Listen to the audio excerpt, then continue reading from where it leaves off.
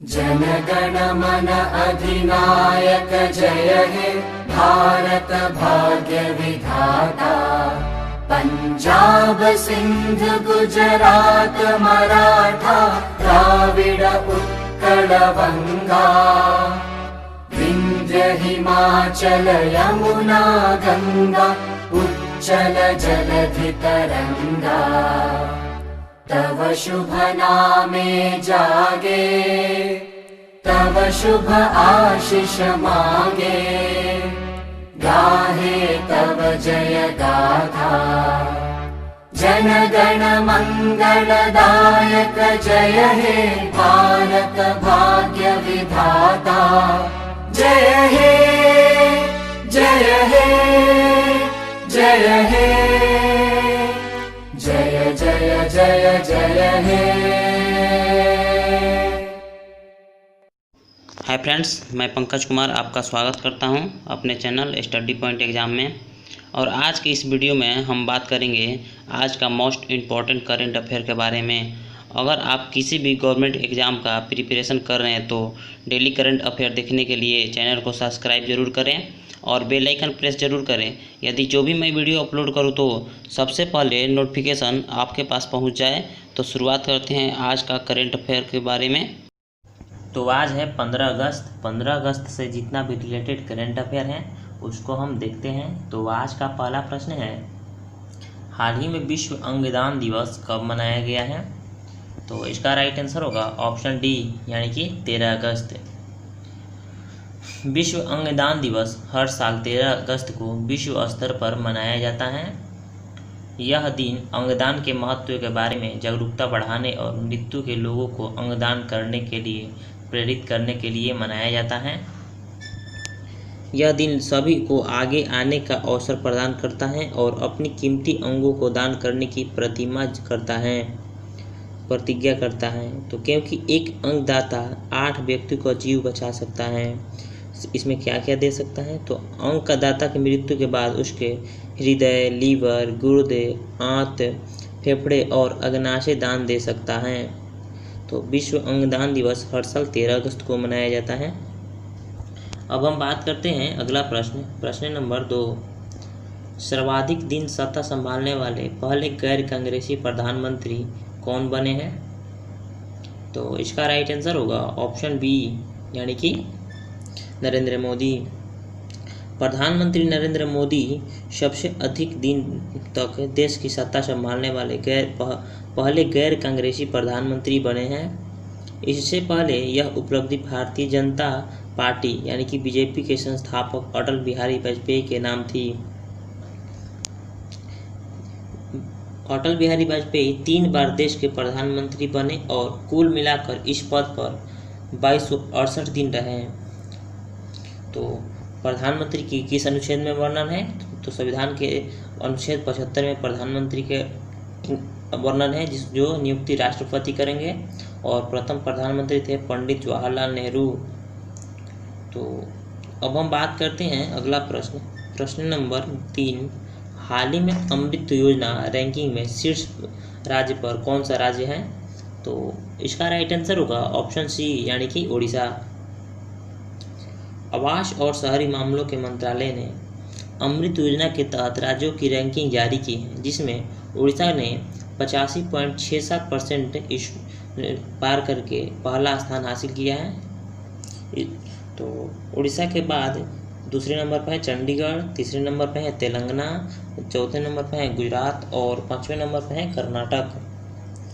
इस योजना का उद्देश्य है राज्य के शहरी क्षेत्रों में घरों में पाइप से जलपूर्ति प्रदान, सर्विसेज ट्रीटमेंट प्लांटों को निर्माण और हरित स्थान में सुधार करना है। अब अगला प्रश्न है प्रश्न नंबर 4। हाल ही में भारत में किस स्पेस स्टार्टअप में पहले निजी अपर स्टेज रॉकेट इंजन का प्रशिक्षण किया है? तो इसका राइट आंसर होगा ऑप्शन ए, यानी कि स्काईरूट। एरोस्पेस स्टार्टअप इकाई स्काईरूट एरोस्पेस ने एक ऊपरी चरण के रॉकेट का इंजन प्रशिक्षण किया है। यह स्वदेशी रॉकेट इंजन की क्षमता प्रदर्शित करने वाली पहली नियंत्रण निजी कंपनी बन गई है। तो 3D प्रिंटेड रॉकेट इंजन का नाम नोबेल विजेता सर टी.वी. रमन के नाम पर रखा गया था। भारत ने हाल ही में अपने स्पेस सेक्टर को निजी कंपनियां जैसे स्काईरूट, बेलाट्रिक्स और अग्निकूल के लिए खोला था। तो भारत ने किस स्पेस स्टार्टअप में पहली निजी अपर स्टेज रॉकेट का प्रशिक्षण किया है? तो इसका आंसर होगा स्काईरूट। तो अब हम बात करते हैं अगला प्रश्न नंबर 5। हाल ही में कौन सी राज्य सरकार ने महिला सशक्तिकरण के लिए चलाई अरुणोदय योजना शुरू की है? तो इसका राइट आंसर होगा ऑप्शन ए यानी कि असम। असम सरकार ने महिलाओं को आर्थिक रूप से सशक्त बनाने के लिए महत्वाकांक्षी अरुणोदय योजना के तहत प्रत्येक महीने 1700 लाख गरीब परिवारों को 830 रुपये प्रति माह प्रदान करेगी। यह योजना असम की सबसे बड़ी योजना होगी। नई योजना के लिए 280 करोड़ रुपए की राशि रखी गई है। तो अब हम जान लेते हैं असम के बारे में। तो इसका गठन हुआ था 26 जनवरी 1960 को। इसका राजधानी है दिसपुर। मुख्यमंत्री हैं सर्बानंद सोनोवाल और राज्यपाल हैं जगदीश मुखी। और यहाँ प्रमुख नेशनल पार्क हैं काजीरंगा नेशनल पार्क, मानस नेशनल पार्क और नामेरी नेशनल पार्क यहाँ स्थित हैं।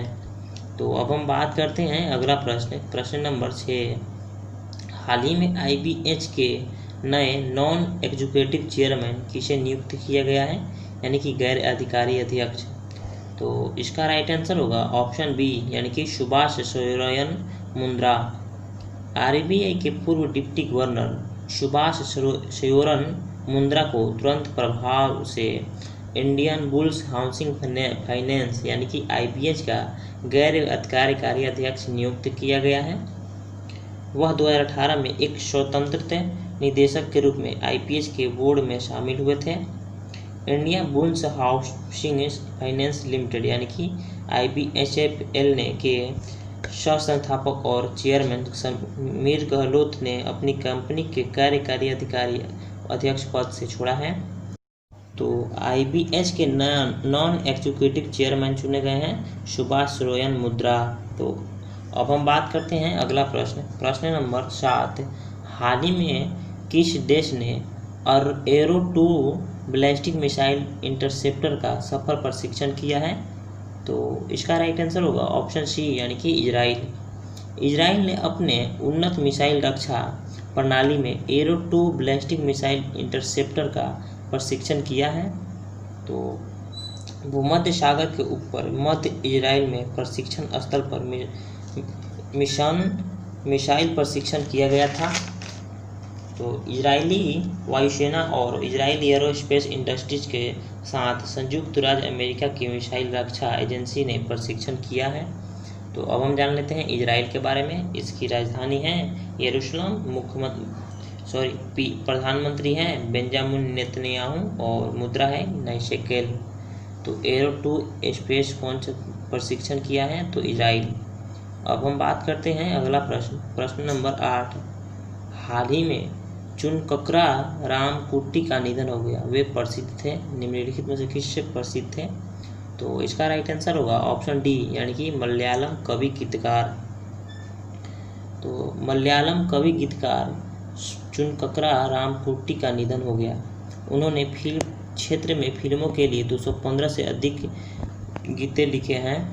तो अब हम बात करते हैं इसके डिटेल्स के बारे में। तो उन्होंने 2015 में केरल संगीत नाटक अकादमी के गुरु श्रेष्ठ पुरस्कार से सम्मानित किया गया था। तो अब हम निधन की बात करते हैं। तो हाल ही में जाने माने खेल पत्रकार GK मेनन का भी निधन हो गया है। और जाने माने तमिल फिल्म गीतकार PK मधुस्वामी का भी निधन हो गया है। तो हाल ही में चुनककरा रामकुट्टी का निधन हो गया। वे प्रसिद्ध थे मलयालम कवि गीतकार से। तो अब हम बात करते हैं अगला प्रश्न नंबर 9। हाल ही में इजराइल और किस देश के अरब देश के मध्य एक ऐतिहासिक शांति समझौता हुआ है? तो इसका राइट आंसर होगा ऑप्शन बी यानी कि संयुक्त अरब अमीरात। इजराइल और संयुक्त अरब अमीरात के मध्य एक ऐतिहासिक शांति समझौता हुआ है। तो इसका डिटेल्स देख लेते हैं। संयुक्त राज्य अमेरिका के राष्ट्रपति डोनाल्ड ट्रंप और इजराइल के प्रधानमंत्री बेंजामिन नेतन्याहू और अबू धाबी के क्राउन प्रिंस और संयुक्त अरब अमीरात यानी कि यूएई के deputy supreme commander Sheikh Mohammed bin Zayed Nahyan ने इजराइल और संयुक्त अरब अमीरात के बीच संबंधों के पूर्ण सामान्यीकरण पर सहमति की व्यक्त की है। तो इजराइल और किस देश के बीच अरब देश के मध्य ऐतिहासिक शांति समझौता हुआ है? तो यानी कि संयुक्त अरब अमीरात। तो अब हम बात करते हैं अगला प्रश्न नंबर 10। हाल ही में किस राज्य में औषधि मूल्य निगरानी और संसाधनों इकाई का गठन किया गया है? तो इसका राइट आंसर होगा ऑप्शन ए यानी कि कर्नाटक। राष्ट्रीय औषधि मूल्य निर्धारण प्राधिकरण यानी कि एनपीपीए ने कर्नाटक में औषधि कीमती निगरानी और संसाधन इकाई का गठन किया है। तो इसका अब हम डिटेल्स देख लेते हैं। यह इकाई राज्य स्तर पर औषधि नियंत्रण की प्रत्यक्ष देखरेख में राष्ट्रीय औषधि मूल्य निर्धारण प्राधिकरण की पहुंचाने के लिए कार्य करेगा। इस यूनिट का मुख्यालय कार्य दवाओं की कीमती की निगरानी करने, दवाओं की उपलब्धता सुनिश्चित करने और उपभोक्ता जागरूकता बढ़ाने में एनपीपीए की सहायता करेगा। तो हाल ही में किस राज्य में औषधि मूल्य निगरानी और संसाधनों इकाई का गठन किया गया है? तो इसका राइट आंसर होगा ऑप्शन ए यानी कि कर्नाटक। अब हम बात करते हैं अगला प्रश्न नंबर 11। हाल ही में किस राज्य के खाजे, हरमल मिर्च और मिंदोली केले को जीआई टैग मिला है? तो इसका राइट आंसर होगा ऑप्शन सी यानी कि गोवा। गोवा के पारंपरिक त्यौहार मीठे पकवान यानी कि खाजे, मसालेदार हरमल मिर्च और मिंदोली केला को भौगोलिक जीआई टैग दिया गया है। खाजे को क्लास 30 वाले खाद्य पदार्थों और मोडेरो केला के क्लास 31 के तहत जीआई टैग मिला गया है। भारत में जीआई टैग पंजीकरण भौगोलिक संकेतों के अधिनियम 1999 द्वारा प्रकाशित किया गया था, जो सितंबर 2003 से लागू हुआ है। तो अब हम जान लेते हैं गोवा के बारे में। तो इसकी राजधानी है पणजी, मुख्यमंत्री हैं प्रमोद सावंत और राज्यपाल हैं सत्यपाल मलिक। तो अब हम बात करते हैं अगला प्रश्न नंबर 12। हाल ही में सऊदी अरब में किस देश के लिए अपने ऋण और तेल आपूर्ति सेवा को समाप्त कर दिया गया है? तो इसका राइट आंसर होगा ऑप्शन ए यानी कि पाकिस्तान के साथ। सऊदी अरब ने पाकिस्तान के साथ अपना ऋण और तेल आपूर्ति सेवा को समाप्त कर दिया है।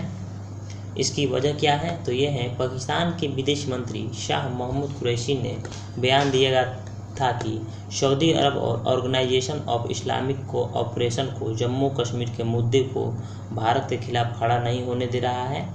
कुरैशी ने कहा था कि आईओसी कश्मीर पर अपने विदेश मंत्री को विदेश परिषद की बैठक बुलाने में हिलावदाली बंद करने को बोला था। इसके साथ ही पाकिस्तान को सऊदी अरब से लिया गया $1 अरब का लोन भी चुकाना होगा, जो 2018 में जारी किया गया था। तो प्लीज़ सभी साथी चैनल को सब्सक्राइब करें और वीडियो को लाइक शेयर करें और अपने सभी दोस्तों के साथ शेयर करें। तो अब हम बात करते हैं कल के प्रश्न का उत्तर का। तो कल का प्रश्न था यूपीएससी के नए अध्यक्ष के रूप में किसे नियुक्त किया गया है? तो इसका राइट आंसर होगा प्रदीप कुमार जोशी को, यानी कि यूपीएससी मतलब संघ लोक सेवा आयोग, यूनियन पब्लिक सर्विस कमीशन। तो अब हम बात करते हैं आज का प्रश्न का। इसका आंसर आप कमेंट में ज़रूर बताइएगा। हाल ही में किसके द्वारा स्वच्छता भारत मिशन अकादमी का शुभारंभ किया गया है? तो इसका आंसर आप कमेंट में ज़रूर बताइए और इसके बारे में आप जितना जानते हैं डिटेल्स में लिखिए कमेंट में। और प्लीज़ सभी साथी चैनल को सब्सक्राइब करें और वीडियो को लाइक एंड शेयर करें, अपने सभी साथियों के साथ शेयर करें। और जो भी साथी मुख्यमंत्री राज्यपाल के वीडियो नहीं देखें तो जाके प्लेलिस्ट में ज़रूर देखें। और भारत में वर्तमान में कौन क्या है इसके बारे में वीडियो उपलब्ध है, प्लेलिस्ट में जाकर ज़रूर देखें। और सभी को हैप्पी इंडिपेंडेंस डे। और आज के लिए इतना ही। Thank you so much. जय हिंद, जय भारत।